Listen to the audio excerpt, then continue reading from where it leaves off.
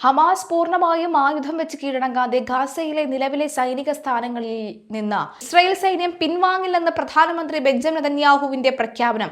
ഗാസയിലെ സംഘർഷം അവസാനിപ്പിക്കുന്നതിനായി US president ട്രംപിന്റെ ഭരണകൂടം മുന്നോട്ട് വെച്ച സമാധാന കരട് നിർദ്ദേശം ഇസ്രായേൽ തള്ളിയതായും സോഷ്യൽ മീഡിയയിലൂടെ പുറത്തുവിട്ട സന്ദേശത്തിൽ നെതന്യാഹു വ്യക്തമാക്കുകയാണ്. അമേരിക്കൻ ഭരണകൂടം നമുക്കൊരു കരട് രേഖ അയച്ചു തന്നിരുന്നു, എന്നാൽ അതിനോട് ഞങ്ങൾ യോജിച്ചിട്ടില്ല. അത് ഞങ്ങളുടെ നിർദ്ദേശമല്ല, അതിലെ ഞങ്ങളുടെ തിരുത്തലുകളും നിലപാടുകളും ഞങ്ങൾ അറിയിച്ചിട്ടുണ്ടെന്ന് നെതന്യാഹു ആവർത്തിക്കുകയാണ്.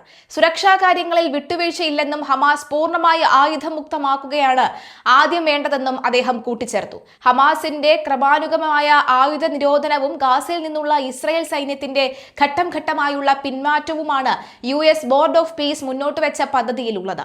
എന്നാൽ പൂർണ്ണമായ ആയുധ നിരോധനം ഉറപ്പുവരുത്താതെ പിന്മാറില്ലെന്ന ഇസ്രായേലിന്റെ കർശന നിലപാട് സമാധാന ശ്രമങ്ങൾക്ക് വലിയ തിരിച്ചടിയായിരിക്കുകയാണ്.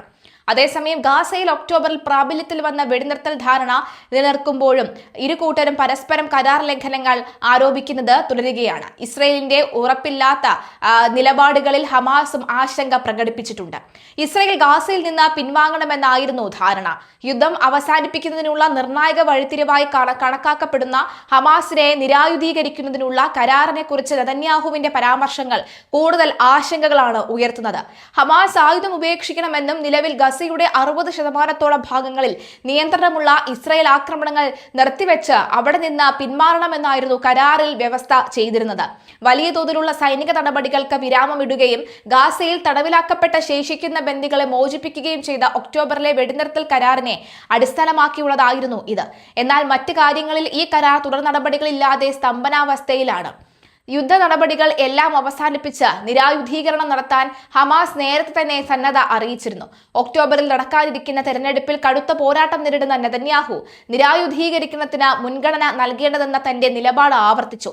തങ്ങളുടെ രാജ്യത്തെയും പൗരന്മാരെയും സംരക്ഷിക്കാൻ ആവശ്യമായതെല്ലാം ഇസ്രായേൽ സേന തുടർന്നും ചെയ്യുമെന്നും അദ്ദേഹം പറഞ്ഞു.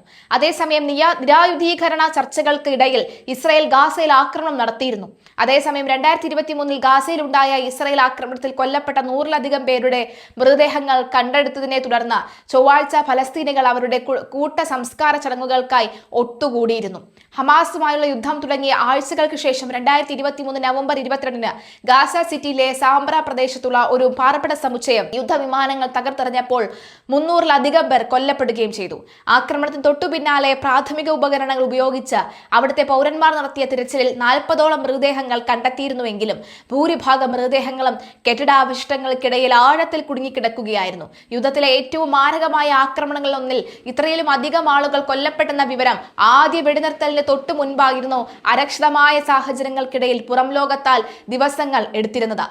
ഹമാസ് നിയന്ത്രണത്തിലുള്ള ആഭ്യന്തര മന്ത്രാലയത്തിന് കീഴിൽ പ്രവർത്തിക്കുന്ന രക്ഷാപ്രവർത്തന ഏജൻസിയായ സിവിൽ ഡിഫൻസ് നൽകുന്ന വിവരമനുസരിച്ച് കഴിഞ്ഞ ദിവസങ്ങളിൽ രക്ഷാപ്രവർത്തകർ തകർന്ന കെട്ടിടങ്ങൾക്കിടയിൽ നടത്തിയ തിരച്ചിലിൽ 40 കുട്ടികളടക്കം 112 പേരുടെ മൃതദേഹാവശിഷ്ടങ്ങൾ കണ്ടെത്തി.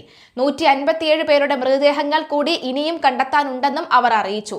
ഇൻഫ്രാറെഡ് ക്യാമറകളും സെൻസറുകളും ഉപയോഗിച്ച് രാത്രിയിലും കനത്ത മൂടൽമഞ്ഞിലും റൺവേ കൃത്യമായി പൈലറ്റുമാർക്ക് കാണിച്ചു നൽകാൻ ശേഷിയുള്ളതാണ് ഈ സിസ്റ്റം.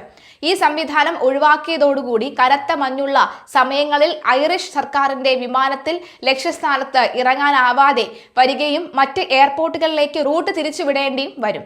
ഗാസയിലെ വംശഹത്യയിലും വെസ്റ്റ് ബാങ്കിലെ അധിനിവേശത്തിലും പ്രതിഷേധിച്ച് ഇസ്രയേലി കമ്പനികളുമായി നേരിട്ട് കരാറുകളിൽ ഏർപ്പെടുന്നില്ലെന്ന നയം 2024 ഓഗസ്റ്റിൽ ഐറിഷ് സർക്കാർ പരസ്യമായി പ്രഖ്യാപിച്ചിരുന്നു. ഇതിന്റെ അടിസ്ഥാനത്തിൽ ഈ ഫാൽക്കൺ ഐ സിസ്റ്റത്തിനായി എൽബിറ്റ് സിസ്റ്റവുമായും പ്രത്യേക കരാർ ഉണ്ടാക്കേണ്ടതില്ലെന്നും വിമാനത്തിൽ നിന്ന് ഈ സൗകര്യം വേണ്ടെന്നും വെക്കാനും അധികൃതർ തീരുമാനിച്ചത്. ഫലസ്തീൻ വിഷയത്തിൽ ഇസ്രായേലിനെതിരെ യൂറോപ്യൻ യൂണിയനിൽ ഏറ്റവും ശക്തമായി ശബ്ദമുയർത്തുന്ന രാജ്യങ്ങളിൽ ഒന്നാണ് അയർലാൻഡ്. ഫലസ്തീനെ സ്വതന്ത്ര രാജ്യമായി അംഗീകരിക്കുകയും ഇസ്രായേൽ ഉൽപ്പന്നങ്ങൾക്ക് വിലക്ക് ഏർപ്പെടുത്തുകയും ചെയ്ത ചരിത്ര പശ്ചാത്തലത്തിൽ രാഷ്ട്രീയ പ്രഖ്യാപനങ്ങൾ സ്വന്തം രാജ്യത്തിന്റെ ഔദ്യോഗിക വിമാനത്തിന്റെ സുരക്ഷയെ തന്നെ ബാധിച്ചുവെന്ന വിമർശനം പ്രതിപക്ഷത്തിൽ നിന്ന് ശക്തമായിരിക്കുകയാണ്. സർക്കാരിന്റെ ഈ തീരുമാനത്തിനെതിരെ വ്യോമസേനയിലെ മുൻ പൈലറ്റുമാരും വ്യോമയാന വിദഗ്ധരും രൂക്ഷമായ ഭാഷയിലാണ് രംഗത്തെത്തിയിരിക്കുന്നത്. സാധാരണ വിമാനങ്ങൾക്ക് ഇറങ്ങാൻ സാധിക്കാത്ത മോശം കാലാവസ്ഥയിലും സുരക്ഷിതമായി പ്രധാനമന്ത്രിയെ ലാൻഡ് ചെയ്യിക്കാനുള്ള ശേഷിയുള്ള സാങ്കേതിക വിദ്യയാണ് വെറും രാഷ്ട്രീയ നിലപാടിന്റെ പേരിൽ രാജ്യം വേണ്ടെന്ന് വെച്ചതെന്നാണ് വ്യോമസേന പൈലറ്റ് കെവിൻ ഫിബ്സ് ചൂണ്ടിക്കാണിച്ചത്. എന്തായാലും വിമാനത്തിൽ നിലവിൽ യാതൊരുവിധ പ്രവർത്തന തടസ്സങ്ങളില്ലെന്ന് അയർലൻഡ് പ്രതിരോധ മന്ത്രാലയം നൽകുന്ന വിശദീകരണമുണ്ട്. വിമാനത്തിന് ഏൽപ്പിച്ച ദൗത്യങ്ങൾ തടസ്സമില്ലാതെ നിർവഹിക്കാൻ സാധിക്കുമെന്നും സർക്കാർ വക്താവ് അവകാശപ്പെട്ടു. എന്നാൽ പൈലറ്റുമാർക്ക് മോശം കാലാവസ്ഥയിൽ ലാൻഡിങ്ങിലുള്ള ബദൽ മാർഗം കുറഞ്ഞു എന്നത് വസ്തുതയാണെന്ന് ഐറിഷ് മാധ്യമങ്ങൾ റിപ്പോർട്ട് ചെയ്യുകയാണ്.